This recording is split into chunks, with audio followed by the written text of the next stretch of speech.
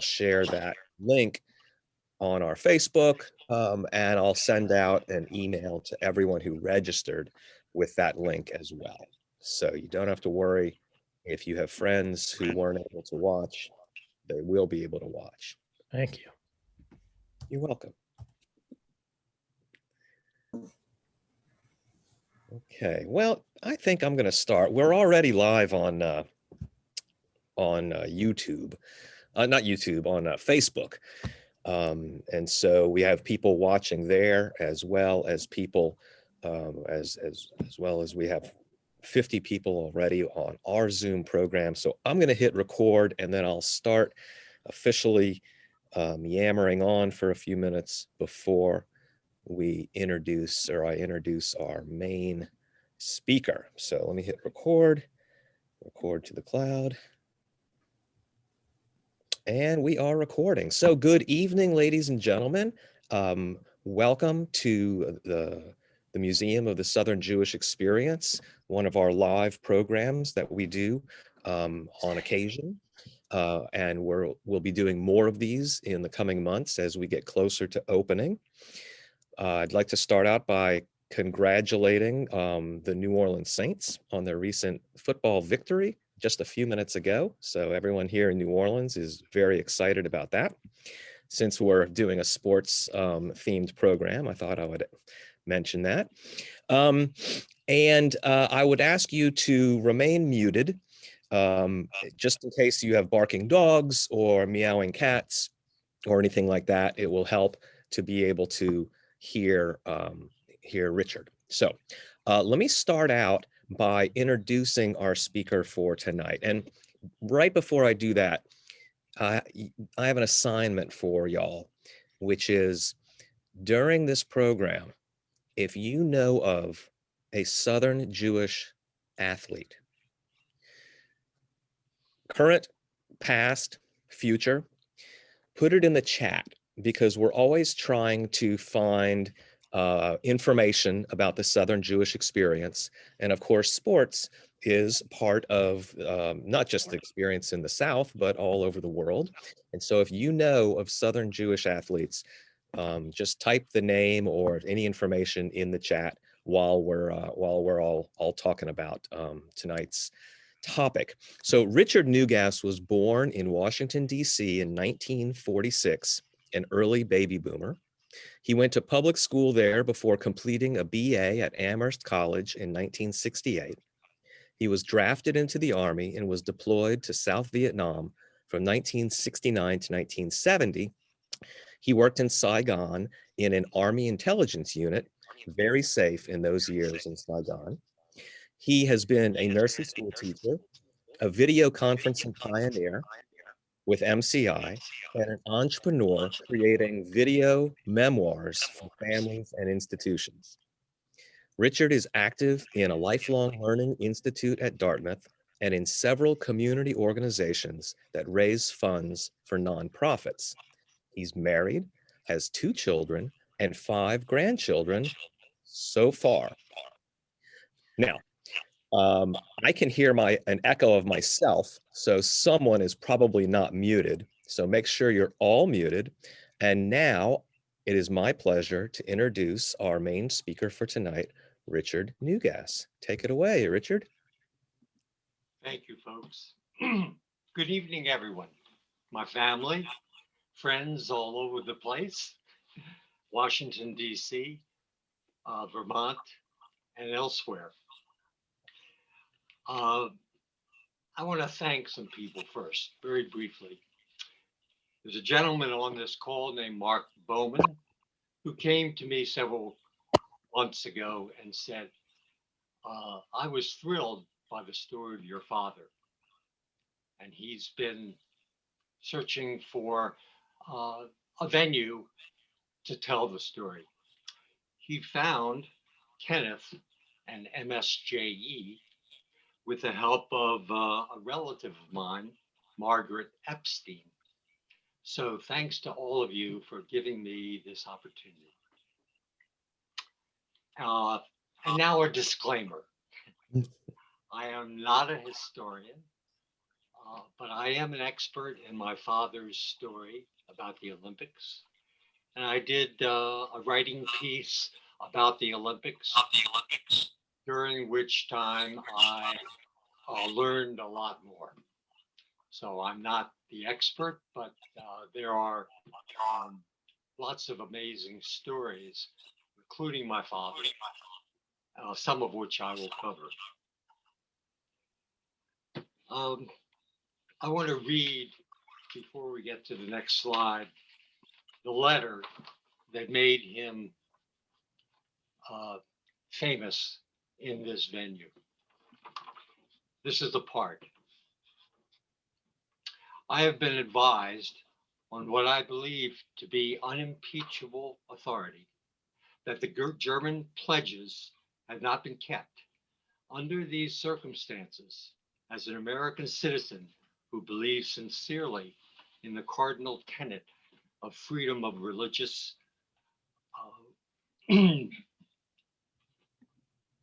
of of religious worship embedded in the Constitution of the United States, I feel it to be my duty to express my unequivocal opinion that this country should not participate in the Olympic contests if they are held in Germany. In response to an inquiry from the committee in charge, I have already notified it that I will not participate in the Olympic Games next year. So, how did Herman Neugass get into this?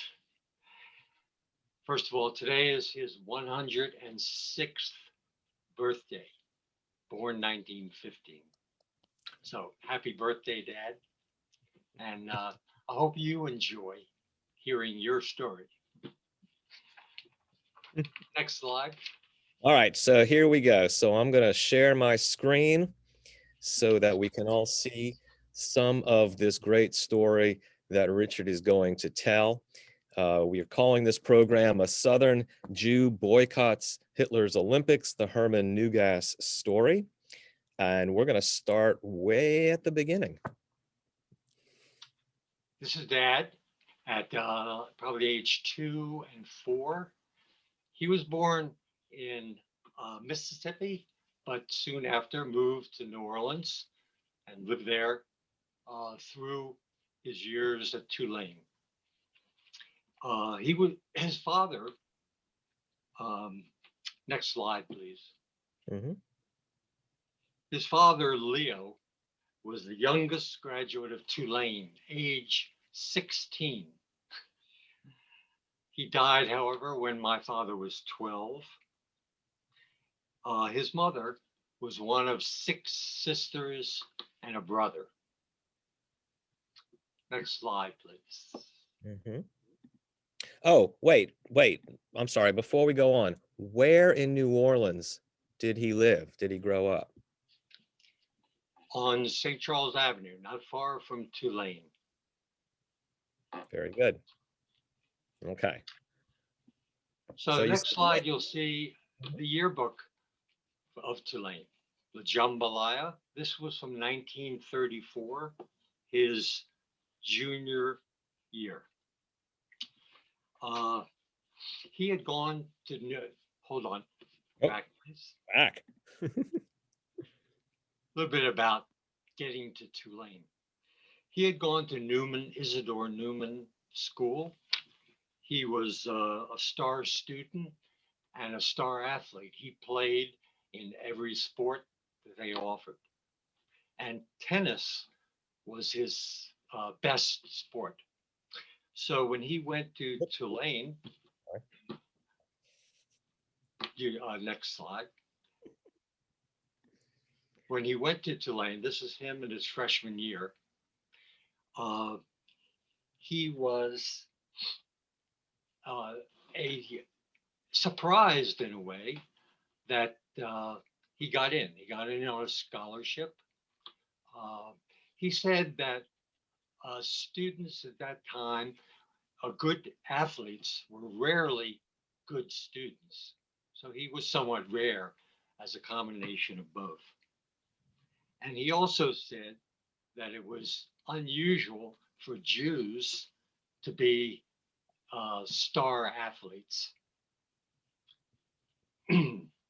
But at 18 years old, on the freshman track team, he started out for the going out for the tennis team. And in a practice, they had a 100-yard dash for conditioning. And he won handily. So the coach of the tennis team talked to the coach of the track team and said, "You ought to take a look at this guy." And there he was on the track team. He said that in tennis, he was a pinger, which he said is someone who can get every shot back, but not with a lot of power.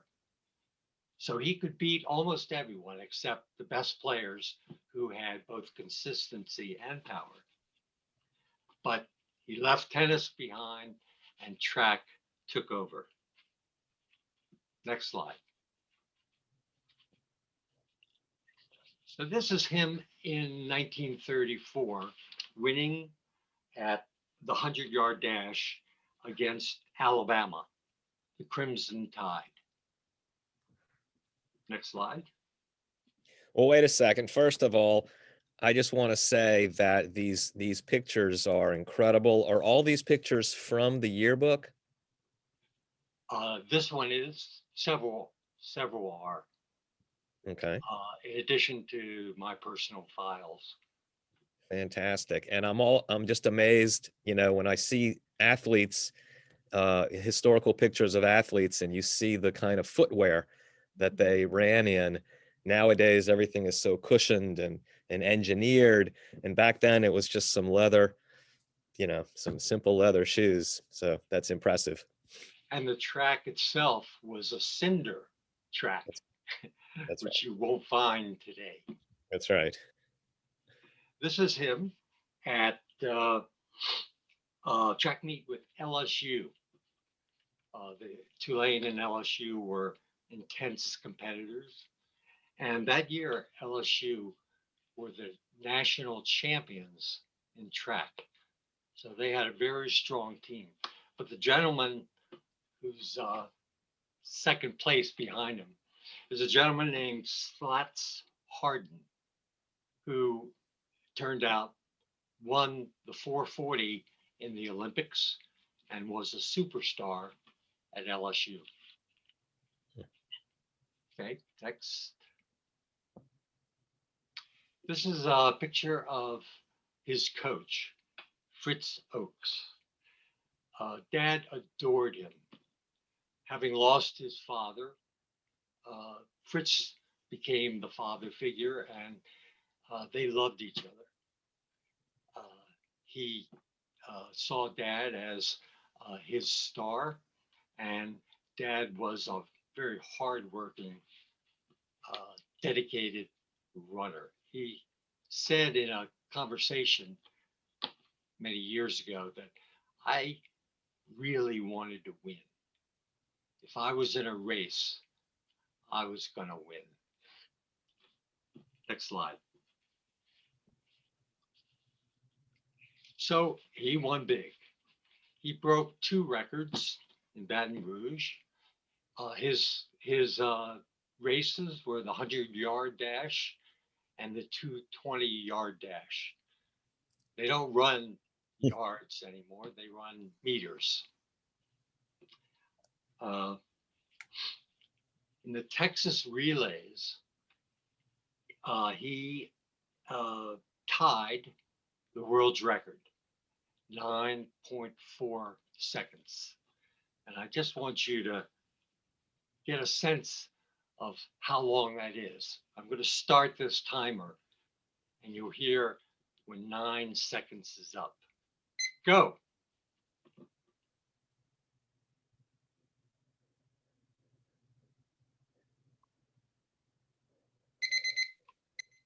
Over. That's how long it took him to run 100 yards. I'd still be in the blocks. However, his His record did not go in the record books because that day there was a 5-mile-per-hour wind, and that was noted. But he was still known as having tied the world's record. In 1935, in June, he went to the NCAA championships in Berkeley, California. He told me that he and his one teammate drove from New Orleans to California in the summer. No air conditioning. So what they did is they bought a block of ice and put it in front of the fan and got through the desert. At that meet, Jesse Owens won 4 events and scored 40 out of the 41.5 points that Ohio State won that day.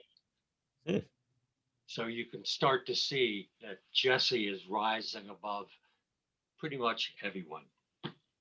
1 month earlier, at the Big Ten finals at the University of Michigan, he set or tied 4 world records. Probably the most outstanding single day in track history for any individual. He was an explosive starter, and Dad said I could keep up with him once we got out of the starting blocks, but I was already a bit behind. By the way, when he tied the world's record at 9.4, he said the starting gun went off a little before he anticipated. So he saw all the other runners head off, but he wanted to win, and he beat them all and tied a world's record. Okay, next slide. This is a letter that he received before the Olympics. It was known that he was a star runner in the Southeast Conference, and this letter asked if he would go on tour with other athletes to several countries. He did not go, but he still maintained his expert performances in the Southeast Conference. Okay, next. So here comes Avery Brundage. He was the president of the American Olympic Committee, in charge of okaying the US participation or not. Previously, he said publicly that the US would not participate if the Germans did not stop their discrimination against Jews. Several months after that, he went to Germany with several other men on the committee and was sweet-talked as he was taken around Germany. He was a pro-German American. As a matter of fact, he was a member of the America First Committee, which was known as a pro-German organization.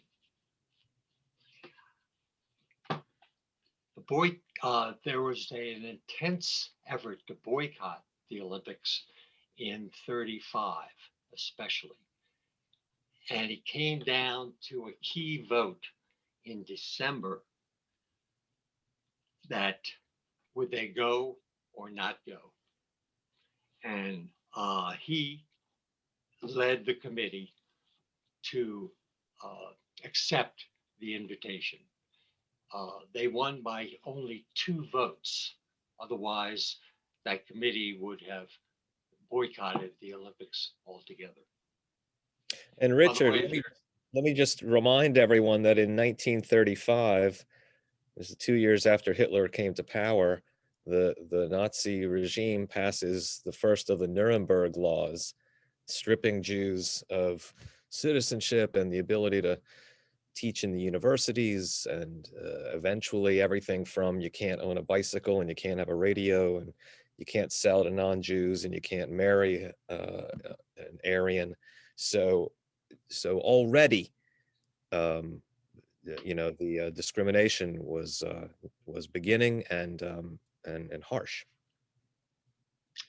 And that German promise to treat Jews fairly was a sham. They had already uh, kicked all Jews out of their sports clubs. The way to get to the German Olympics was by excelling in those sports clubs. So all Jews were banned, and they created their own pickup uh, track fields. They worked on preparing a track in a normal field and practiced that way. Okay. Oh, okay. So this next slide sort of shows the the level. This is right after the Olympics in '36, but it's an article from the Daily News where Avery he speaks to 20,000 men at a German Day rally in New York, and says that the Hitler regime is a good thing because it's stamping out communism. This country could use a little of the same, he said. So this really shows you his pro-German stance, even into 1936. He was a rabid anti-communist. Yes. So on the right is the letter that Dad sent. And here's the story behind the letter. The letter on the left, sent by Avery Brundage, went out to the top athletes, track and otherwise, asking if if you qualify for the team, would you go to Germany?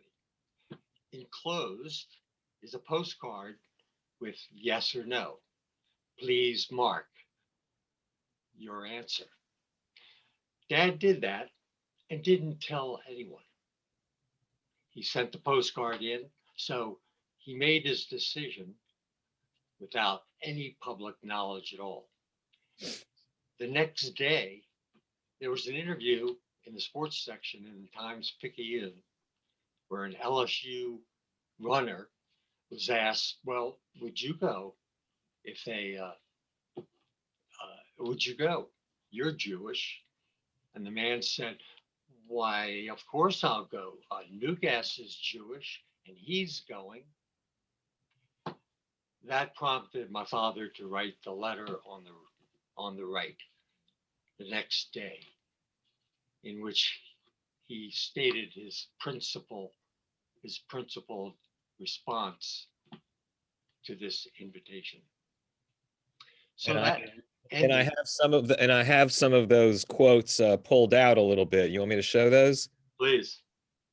Okay, so here's a couple of the lines, and Richard, why don't you read those again?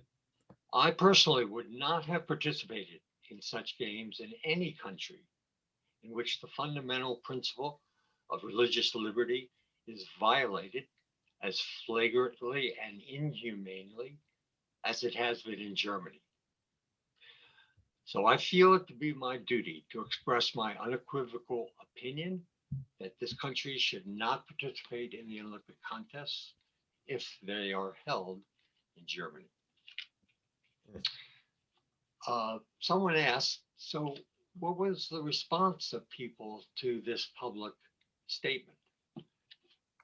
My father got many letters in response to this. Some objected to his stance, others saluted it.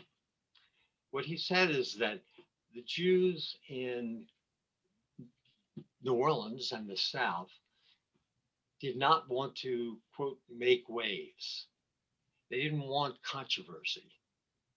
And Dad thought that he didn't want to make this public and create more controversy. But it came out because he had to uh, verify why he had chosen as he did. So my father dropped out of the discussions about the Olympics. Next slide, please. And he was 20 years old at this point, correct? That's right. So a 20-year-old uh, who's never left town, right? I mean, he was born in Mississippi, but raised in New Orleans. Here he has an opportunity to try out for and probably make the Olympic team, travel internationally to be on the world stage. And quietly by himself, he makes the decision that that's not something he can do. Do I get that? Do I have that right? Absolutely. I asked him, did you consult with anyone? Did you talk to anyone? And he said no. I checked off no on the postcard and sent it in. And he was not about to tell other people, but his hand was forced. Hey, Richard, do you have any idea on how his parents directed him? I mean, as a 20-year-old, I probably would have been on the phone to my folks. His father had passed. Uh-huh. He was living just with his mother. And his mother was, she loved what was happening and was honored by his success. But she was not one to get advice from. So he did it on his own. And I honor him for his decision. So after that letter went out, it went as a letter to the editor of the Times-Picayune. And it was picked up by the New York Times, and they published this article stating what he said about his reason for not going. Okay. All right, so let's talk a little bit about these Olympics, because I think you know more than most people do, and you might have something to tell us about them. Well, first of all, in this picture, besides Hitler, next to him is Theodore Lewald, who had been on the International Olympic Committee for many years and whose grandfather was Jewish. He was not a practicing Jew at all. However, Hitler wanted to can him. I had a piece. Bring me another piece. Did someone? No. Someone said something because they're not muted. Go ahead. Okay. So the international community balked at that and insisted that he not be fired. And indeed, he wasn't. So he's pictured here at the Olympics. Next slide. And this was, I mean, these Olympics were really Hitler's opportunity, right, to show the world, a world that was in the middle of a depression, that, you know, the grandeur that the Nazi regime had created, correct? Yes, and you can see the PR value in these pictures, and indeed in Berlin. The Nazi symbol was everywhere. They had all over Germany, there were signs that said Jews not allowed, Juden verboten. So they were kicked out of professional organizations. They were not allowed to join organizations, certainly not the sports clubs. And when the foreign visitors came, all those signs disappeared. And the rabid newspaper Der Stürmer, which every other page denigrated Jews, disappeared from the streets for about a week until the end of the Olympics. Next slide, please. Okay. So here's Jesse. Jesse won 4 gold medals, the first person to win that many gold medals in track. And below his picture on the winning stand is Jesse and a man named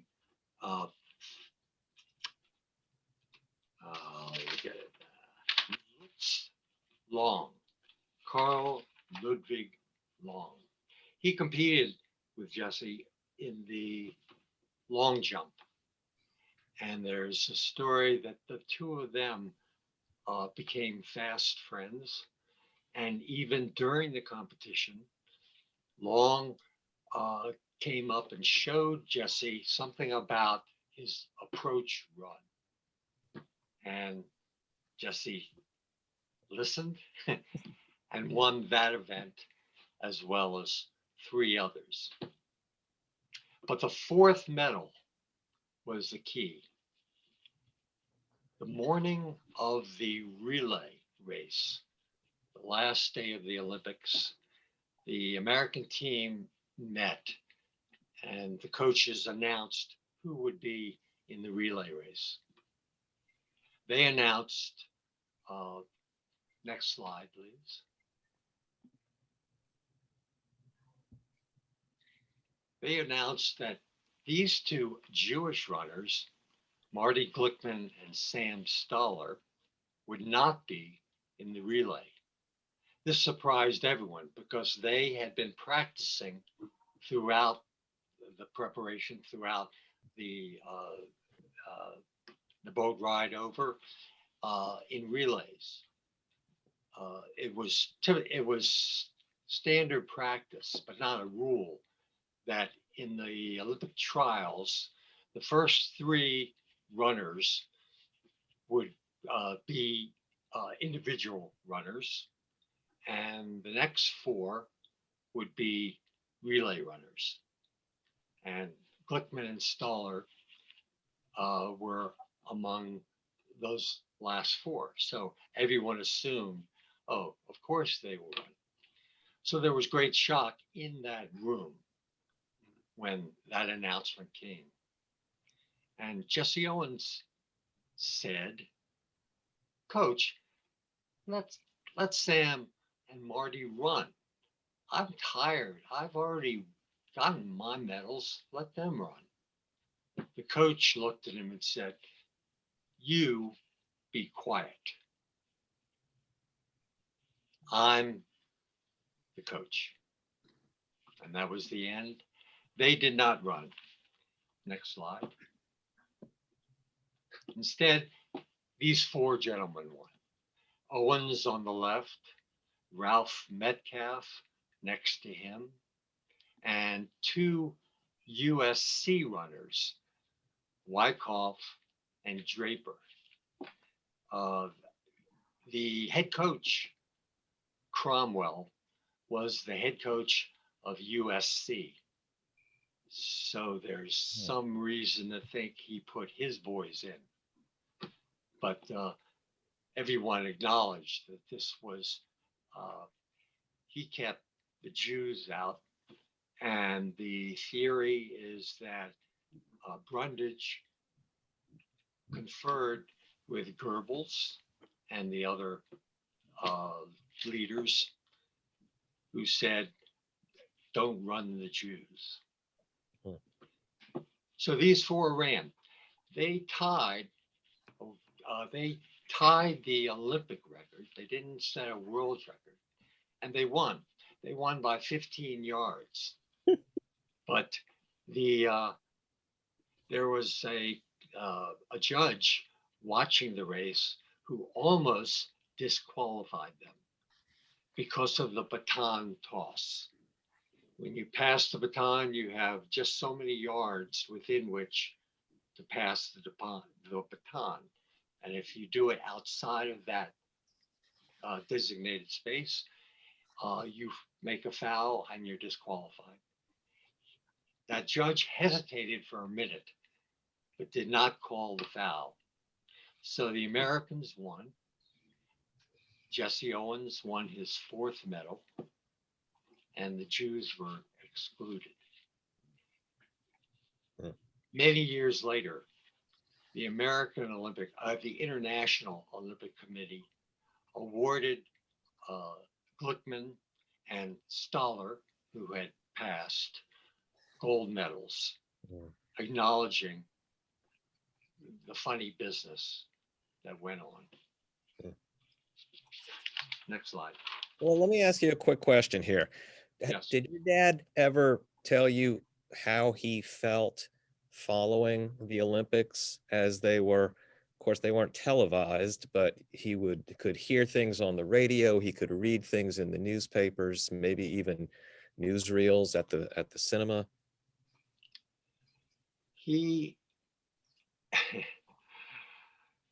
he was not totally surprised that the Jewish runners did not run. What I realized is that he might have been in this picture.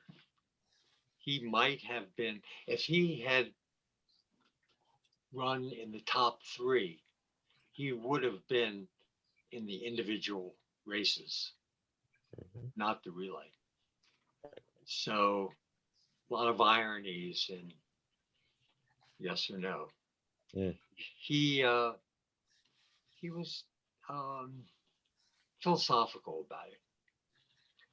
At that time when we talked, I don't think he was ready to admit the hurt or the disappointment. Okay. These are 2 of his medals from running. The SAAU is the Southern Conference of the AAU, and he won the 100 at that time meter race and the 220 meter. So he was the fastest guy in the South in those 2 events. Yeah, but tell everybody what he did with these. He had it in a picture frame at the top of our stairs at home. So every time I went upstairs, I saw his medals, and just reinforced my pride. And my pride not only in his accomplishments and his speed and determination, but in his stance. And it's funny that because of that, his story will live on. Wyckoff has disappeared in the so-called dustbin of history. So by not running, he earned his fame. Next slide. So, shifting a bit, when he graduated from Tulane, soon after, he married my mother. This is their wedding in the Shoreham Hotel in Washington, D.C. And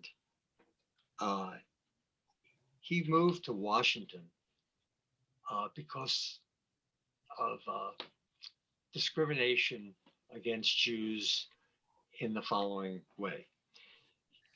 He was a math whiz and was asked to join an actuarial firm in New Orleans. They didn't know that he was Jewish. No, the name Neugass is not obviously Jewish. But when they found out, they said to him, Mr. Neugass, we'd love to have you work in our firm, but we can't puts you in the partner track because the Actuarial Society in the United States does not allow Jews. So his future in that field was ended, and he moved to Washington and worked for the department store that my mother's family had started. Okay. This is him at age approximately 50. He had quite a career. Again, something that I found honorable. After Martin Luther King was killed, there were riots in Washington as in other places. And the impact on him was he quit his job at Landsberg's and went to work for the Mayor's Economic Development Council, counseling new entrepreneurs. So he was giving back in that way. Another way he gave back was that he loved collecting stamps. We had many an evening looking at stamps and putting them in albums. Out of that love, he took on a national project called Stamps for the Wounded, in which he collected stamps and distributed them to VA hospitals.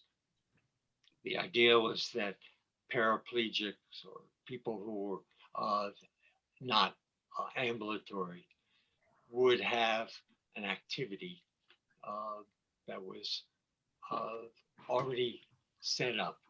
He sent the stamps and albums, and they had recreational activities in hospitals all through the United States. Did your dad, was he a fit fellow throughout the rest of his life? Was he active? Did he run? Did he play tennis? Well, he played tennis a bit.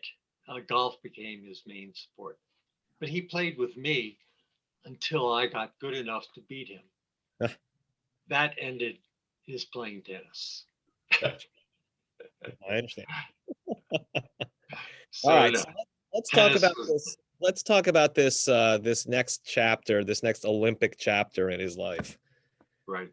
So Can I ask Richard something? And Sure. I don't remember you running track at Amherst. No, I never took up track. Tennis was my sport, and I did play. I did play on the varsity team. Oh, good. Okay.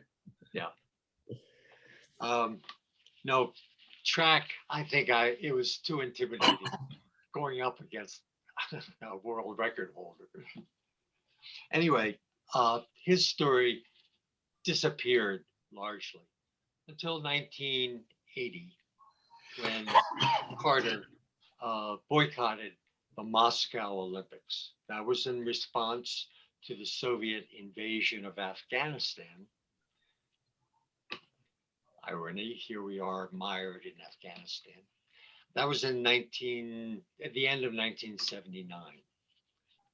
It was a terrible war. The Russian army lost lots of people, and they finally got out. Next slide. Yep. This is in response to, this was an announcement of Carter's decision. And there was a lot of talk about, should we boycott? Come on, let's send our athletes there and show them. This is exactly what the athletes of 1936 felt. In fact, Jesse Owens was urged by the NAACP not to go.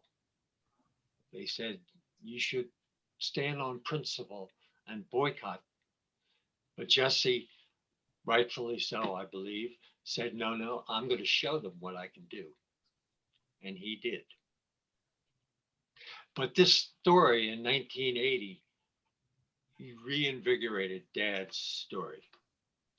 And that resulted in press that showed what had happened. Next slide. This is on the field of the 1980 Olympics.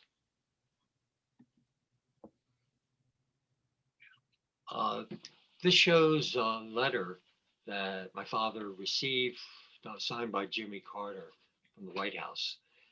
This was not anything to do with running, but his Stamps for the Wounded project. He received this same kind of letter from Nixon, Ford, Carter, Reagan, and George Bush. So I have on White House stationery a facsimile of this same letter. Next slide. This is one of the articles that appeared in 1980 at the time of the US boycott. And his story was revived to the point of the Jewish Historical Society in Washington, D.C. created a sports hall of fame. And Dad was one of 3 inductees, the first in that organization. Very nice. All right, and now? So Dad graduated in 1935, June 12th, 1935. So he was finished college and his collegiate running career. And people have asked, well, why didn't you continue? At that time, there were no after graduate running clubs. That happened later in the United States. So there was no place for him to practice. He didn't run anymore. He did mentor track and field runners in the DC area and showed them technique and so forth. But that was the extent of his connection to running. Next.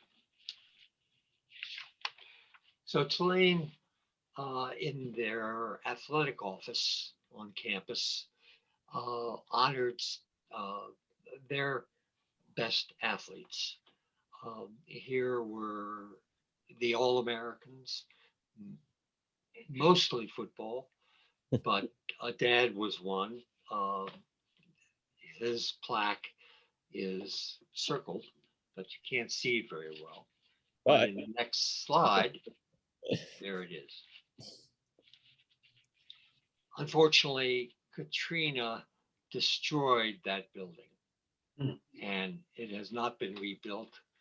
And this Tulane Hall of Fame has not been reconstituted.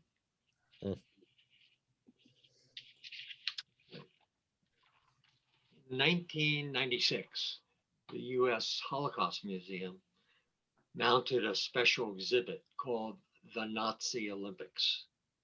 And they told the whole story of the Olympics, and Dad was one of the featured individuals. I was invited to speak at the opening, along with 3 others, including Marty Glickman and a woman named Margaret Lambert, whose maiden name was Gretel Bergman. She has an interesting story. She was told by the Germans that, yes, you can be on the team. And just before the sailing for the Olympics, they sent her a letter saying, no, you're not going to be on our team. Hmm. She was the champion high jumper, close to the best in the world. Hmm. That's my son, Ruben. And we were both extremely honored to be part of that exhibit. Okay. All right. Oh, wait a minute. Hold on. Let me stop sharing here for a minute. Richard, this is fascinating. This is amazing. This was really great to be able to hear from you as a firsthand witness to this man's life, or at least the part where you were alive, and for you to share these stories that he shared with you. I'm going to ask you a question. I'm going to say, if you had to say what was the lesson or the impact that your father's decision in 1935 had on your life, could you put that into words?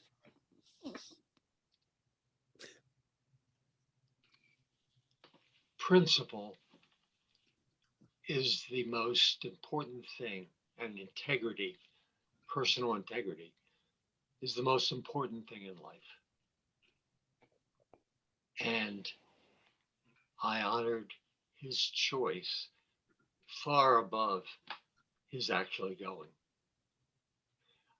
I also learned that keeping quiet at critical times is not always the best strategy. I wish that he had come out publicly and gotten behind the boycott movement before he had to. So the two lessons are integrity and principles, number one. And number two is there is a time to speak out. Very good. Very good. This has been wonderful. And we have made it under an hour, which is great. There were a few people. I started out the show by saying, if you know of a Southern Jewish athlete, put it in the comments or in the chat. And several people did. We have some fencers and Bill Goldberg, the wrestler, who was also a football player before that. We have a soccer star and golf people. So thank you all for adding to our list of Southern Jewish athletes. One person asked the question, how did your parents meet? The 1939 World's Fair, New York City. It was a blind date. How did Thank you, World's Fair. How did your grandparents get to Tulane, to that area? How did they get to the Deep South? His father and mother were New Orleans natives. Really? And Tulane was an obvious choice for Dad. Plus, his father, Leo, had graduated at age 16 from Tulane and loved the college. So your grandparents were not immigrants, then it was your great-grandparents that were immigrants? Yes. Yes. And they ended up in the South, which is unusual, I would think. Well, we have a whole museum about that. Which you should definitely. Did I miss that? I must have missed that. Sorry. Well, this is if you came in late, this is I did. sponsored by the Museum of the Southern Jewish Experience, which will be opening later this year.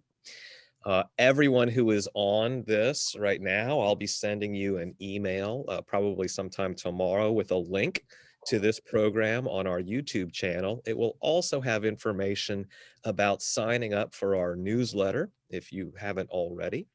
and also a link to support the museum. If you like this kind of programming, if you think that the stories of Jews in the South are something important to share with the world, then support the museum.